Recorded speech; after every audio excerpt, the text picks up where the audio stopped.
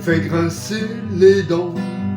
Le bel azur me met en rage, car le plus grand amour qui me fut donné sur terre, je le dois au mauvais temps, je le dois à Jupiter. Il me tomba d'un ciel d'orage, par un soir de novembre, à cheval sur les toits, un vrai tonnerre de Brest avec des cris butois allumait ses feux d'artifice, bondissant de sa couche en costume de nuit. Ma voisine affolée vint cogner à mon nuit en réclamant mes bons offices. Je suis seul et j'ai peur, ouvrez-moi par pitié, mon époux vient de partir faire son dur métier.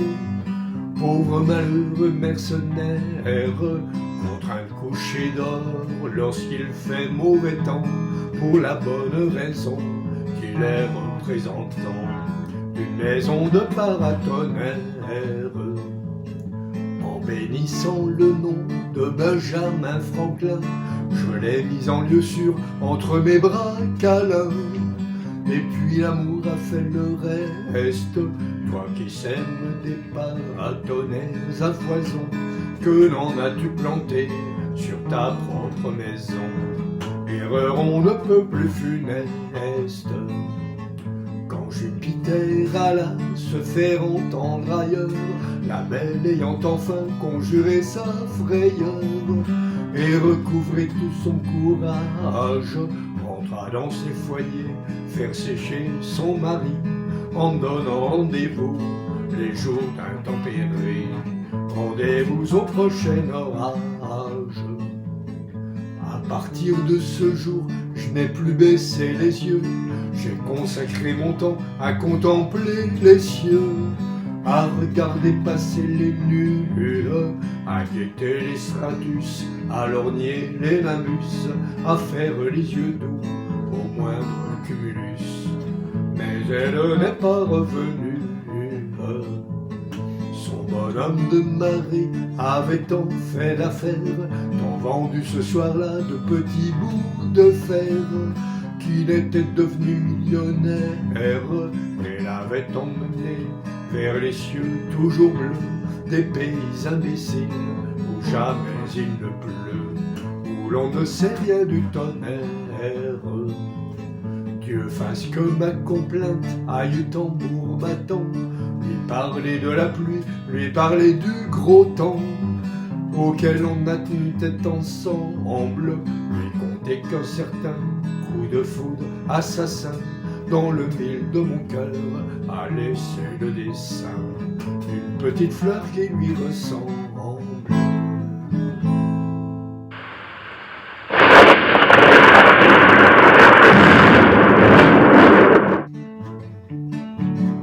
Un de ces soirs de rage où je n'en pouvais plus, qu'on préféra l'amant pour compter l'aventure, je m'en allais barre en main réparer cette injure.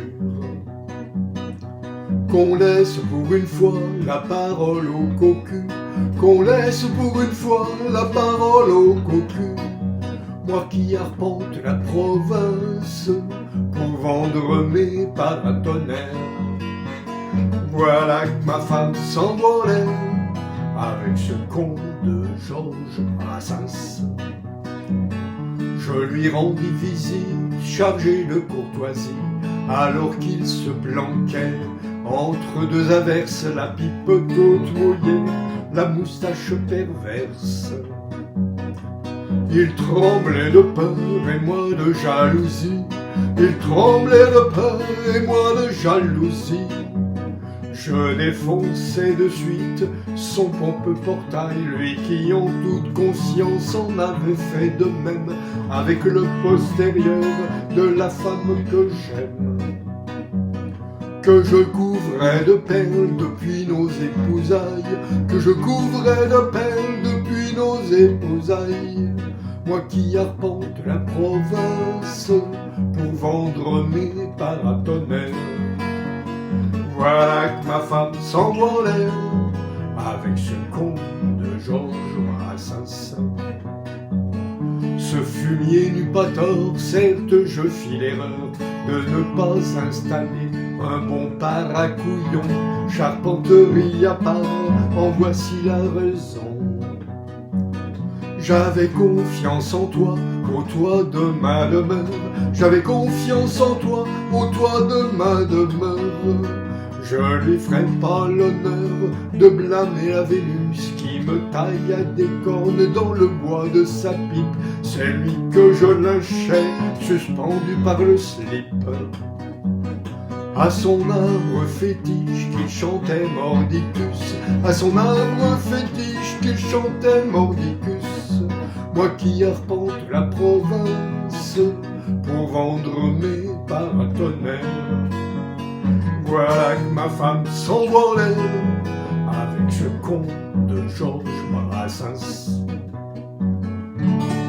J'ai eu beau l'enterrer, je l'entends de plus belle dans les cafés-concerts, ces petits héritiers n'ont de cesse de chanter comme il m'a cocufié.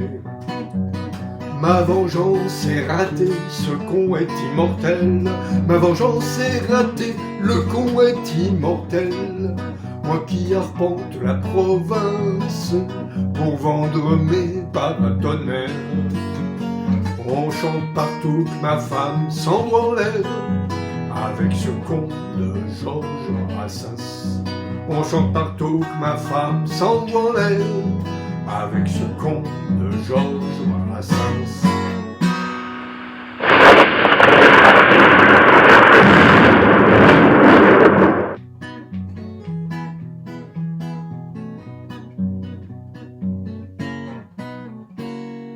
Je me trouvais heureuse et très bien cajolée par un charmant garçon bien taillé, bien gaulé, jusqu'au jour où il fut viré de son travail. Son patron délocalisait tout à Shanghai. Mais il retrouva lors d'un printemps orageux un emploi où il fallait être courageux, un emploi de vendeur dans les paratonnerres, un emploi qu'il saisit d'un bond en un éclair.